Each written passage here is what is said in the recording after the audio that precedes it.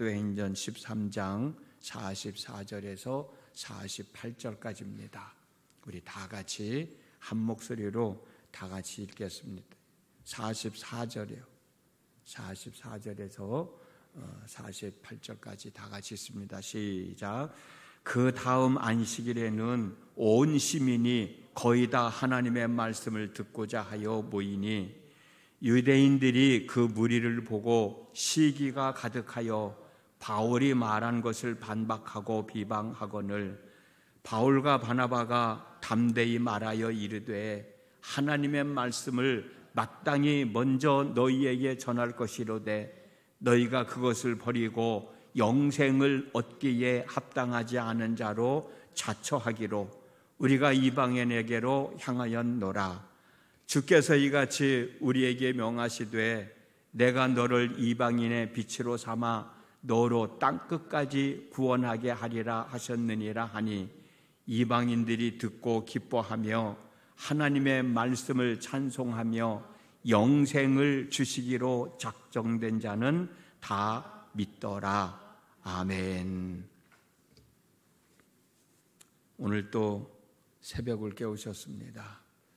내가 하루의 삶을 어떻게 살아가느냐에 따라서 오늘 저녁에 내 삶이 잘 살았나 못 살았나 판가름 납니다. 오늘 하루의 삶도 부끄럽지 않게 삶을 잘 추스리면서 하나님 오늘도 하루 잘 살았습니다라고 고백할 수 있는 여러분 모두가 되어지시기를 주님의 이름으로 축복합니다. 새벽 시간이지만 정신 바짝 차리고 내가 하는 질문에 대답을 좀 한번 해보십시오. 하나님은 구원받을 사람과 구원받지 못할 사람을 정해 놓으셨을까요? 여러분들은 어떻게 생각하세요? 이건 장로교에서 이야기하는 예정론인데 하나님은 구원받을 사람, 너는 구원 못 받을 사람 정해 놓으셨을까? 여러분들에게 묻는 거예요. 바울과 바나바가 회당에서 말씀을 전했잖아요. 근데 그 말씀을 들은 사람들이 둘로 나누어집니다.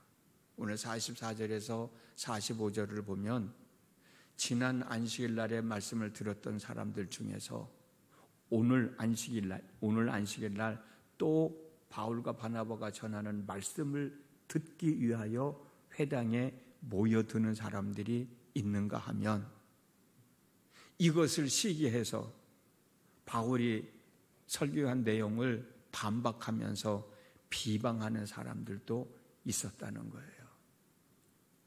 바울은 자기의 설교를 반박하고 비방하는 사람들에게 하나님의 말씀을 마땅히 먼저 너희에게 전할 것이로되 너희가 그것을 버리고 영생을 얻기에 합당하지 않은 자로 자처하기로 우리가 이방인에게로 향하노라. 이런 얘기를 하고 있어요.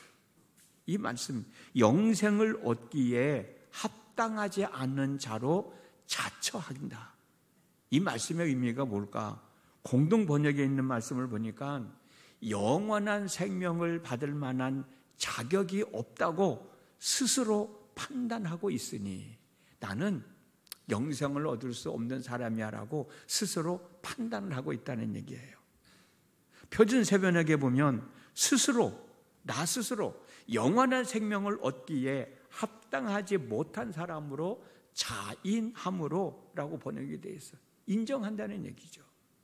이 내용을 보면 영생을 얻고 안 얻고는, 영생을 얻고 못 얻고는 인간의 능동적인 의지로 결정되어진다는 겁니다. 내가 예수 믿고 구원받아야지 하면 그 사람은 구원받을 수 있고, 나는 싫어 안 할 거야 라고 하는 사람은 구원받을 수 없다는 얘기입니다. 그런데 이런 내용은 여기만 있는 게 아니에요. 예수를 믿어라 라고 인간의 의지를 강조하는 말씀들이 성경에 보면 여러 군데 나옵니다. 우리가 잘 아는 대로 요한복음 3장 16절 말씀 보면 하나님이 세상을 이처럼 사랑하사 독생자를 주셨으니 누구든지 그를 믿으면 멸망하지 않고 영생을 얻을 것이다. 누구든지예요. 누구든지 예수를 믿으면 멸망하지 않고 영생을 얻을 것이다. 사도행전 16장 31절 말씀, 아주 유명한 말씀이잖아요. 주 예수를 믿으십시오. 믿으라는 거예요. 그러면 그대와 그대의 집안이 구원을 얻을 것입니다. 우리의 사람의 의지를 강조하고 있는 말씀들이죠. 그런데 오늘 우리가 읽는 본문 48절 말씀을 보면 영생을 주시기로 작정된 사람은 다 믿더라. 하나님께서 영생을 주시기로 작정한 사람들이 있는데 그 작정한 사람들은 다 말씀을 믿더라는 거예요. 이 말씀을 공동번역에서는 영원한 생명을 얻도록 작정된 사람이라고 기록되어 있어요. 표준세번역에서는 영원한 생명을 얻게 된 사람. 이 말씀을 보면 구원을 얻을 사람, 못 얻을 사람이 정해져 있다는 말씀이잖아요. 영생을 얻고 못 얻고는 인간의 능동적인 의지가 아니라 수동적이라는 거예요. 이런 내용은 여기만 있는 게 아닙니다. 에베소서 1장 4절과 5절 말씀입니다. 하나님께서는 우리를 사랑하셔서 하나님 앞에서 거룩하고 흠이 없게 하시려고 창세전에 우리를 그리스도 안에서 택하여 주셨습니다. 창세전에, 이 세상이 만들어지기 전에 우리를 택하여 주셨다는 거예요. 그리고 하나님의 기뻐하시는 뜻대로 예수 그리스도로 말미암아 우리를 하나님의 자녀로 예정하셔서 구원받을 사람과 구원받지 못하는 사람을 미리 정해놓으셨다는 거예요. 갈라디아서 1장 5절 말씀입니다. 나를 모태로부터 따로 세우시고 은혜로 불러주신 분께서 어머니 뱃속에 있을 때부터 나를 따로 세우셔서 따로 구분해 놓으셨다는 거예요. 구원받을 사람이 정해져 있다는 거예요. 어느 것이 맞는 말씀인가요? 구원받을 사람이 정해져 있어요? 정해져 있지 않아요? 디모데전서 2장 4절 말씀을 읽어드릴게요. 하나님께서는 모든 사람이 다 구원을 얻고 진리를 알게 되기를 원하신다. 하나님은 모든 사람이 다 구원을 얻고 진리를 알기를 원하신다는 거예요. 이 말씀에서 우리가 알 수 있는 내용은 하나님은 모든 사람이야. 모든 사람. 여기서 모든 사람이 누굴까? 우리가 지금 생각하고 있는 것처럼 나는 구원 얻는데 포함되지 않은 사람이야. 아니야. 나는 구원받는 사람이야. 구원받을 수 있는 사람이야. 하나님께서 그렇게 정해 놓으셔서라고 생각하는 이 두 종류의 사람들이요. 이 사람들 중에서 구원받기를 원하십니다. 하나님은 정해놓으십니다. 성경을 쓴 사람이 그렇게 기록을 한 거지. 하나님의 감동을 받아서 그 내용을 우리에게 전하다 보니까 하나님이 예정하신 사람도 있고 예정하지 않은 사람도 있고 사람의 의지를 강조할 때도 있고 그러지 못할 때도 있다. 그러나 하나님은 모든 사람이 다 진리를 알고 구원받기를 원하신다는 거예요. 그래서 누구에게나 구원의 문은 열려져 있는 겁니다. 그러므로 구원받고 싶은 사람은 성경에서 얘기하고 있는 것처럼 예수를 믿으면 구원받는 거예요. 나는 싫어. 나는 구원받기 싫어. 나 예수 믿기 싫어. 구원받기를 원하지 않는 사람들에게는 구원의 은총을 허락하지 않는다는 거예요. 구원은 모든 사람에게 주어졌지만 구원을 받아들이는 사람만 구원을 얻게 된다는 겁니다. 오늘 본문에서도 바울은 같은 의미로 이야기하고 있어요. 46절 말씀. 우리는 하나님의 말씀을 당신들에게 먼저 전하지 않을 수 없었습니다. 그런데도 지금 당신들은 그것을 배척하고 스스로 영원한 생명 얻기에 합당하지 못한 사람으로 자인함으로 우리는 이제 이방 사람에게로 갑니다. 그래도 당신들은 하나님으로부터 선택받은 민족이라고 선민사상을 갖고 있는 사람들이기에 예수를 믿어야 구원받는다는 말씀을 전하고 있는데, 당신들이 그걸 받아들이기 싫으면 우리는 이방인 되려고 갑니다. 지금 바울이 하는 얘기가 그 얘기예요. 당신들 스스로가 영생 얻는 것을 거절하니, 예수 믿는 것을 거절하니, 그리스도의 복음을 듣는 것을 거절하니, 우리는 이방인에게로 가서 영생을 얻을 수 있는 하나님의 말씀을 전할 수밖에 없다는 거예요. 이건 구원의 문제만이 아니라 우리가 이 땅을 살아가면서 하나님의 복을 받는 것도 마찬가지예요. 하나님은 우리가 복 받을 사람, 너는 복 받을 사람이야. 예를 들어서 너는 물질의 복을 받을 사람이야, 너는 물질의 복을 못 받을 사람이야, 하나님의 구별해 놓지 않으셨다는 거예요. 복 받을 일을 해야 복 받는 거고, 복 받을 일을 하지 않으면 물질의 복을 못 받는 거예요. 우리는 하나님의 말씀을 읽기도 하고 공부하기도 하고 듣기도 합니다. 여러분, 왜 성경을 읽습니까? 여러분, 왜 공부합니까? 성경 지식을 쌓기 위해서 성경 공부하십니까? 교회의 임원이 되기 위해서 성경 공부하십니까? 아니에요. 우리가 성경을 읽고 쓰고 공부를 하는 이유는 우리의 삶 속에서 실천하며 살아가기 위해서 우리가 성경을 읽고 쓰고 배우는 거예요. 교회에 성경 공부 안 하면 교회 임원 될 수 없다고 해서 임원 되려고 공부하는 거 아닙니다.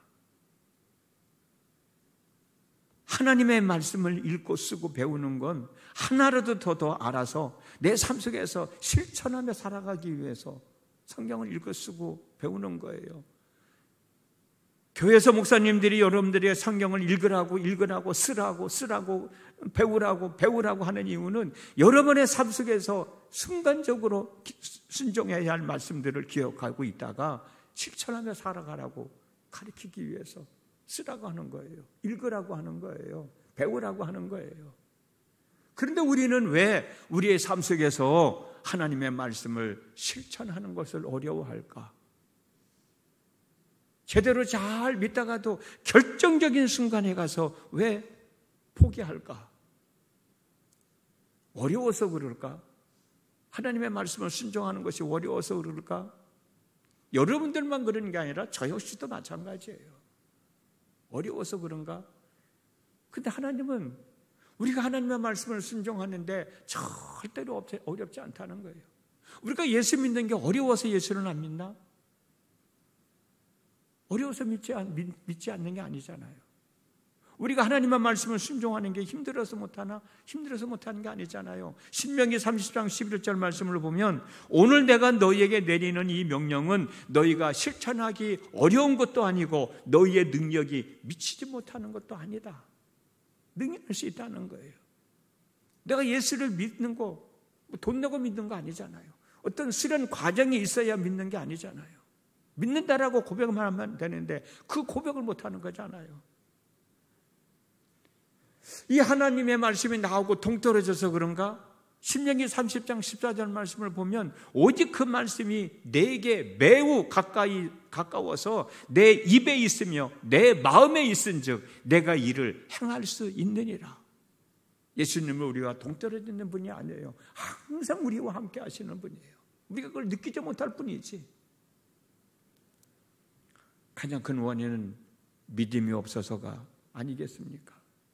또 믿음이 없어서 왜 믿음이 안 갈까? 믿음이 안 가는 이유는 내 생각이, 내가 알고 있는 지식이, 내가 알고 있는 경험이, 내가 알고 있는 내가 지금 처해 있는 상황들이 하나님의 말씀을 실천하는 데 있어서 망설이게 하고 머뭇거리게 하고 거절하게 하는 거예요. 내 생각이, 내가 알고 있는 지식이, 내가 알고 있는 경험이, 내가 처해 있는 상황이 예수를 믿는다고 고백을 하기가 너무나도 힘들게 하는 거예요. 그래서 못하는 거예요. 우리는 이것을 뛰어넘어야 된단 말이에요. 우리가 세상을 살아가는 데 있어서 내 생각이 얼마나 중요해요. 내가 알고 있는 지식이 얼마나 중요해요. 내가 알고 있는 경험이 얼마나 중요해요. 그러나 예수를 믿어야만 구원을 얻을 수 있으니 모든 것을 다 내려놔 예수를 믿는다고 고백할 수 있지 않겠어요?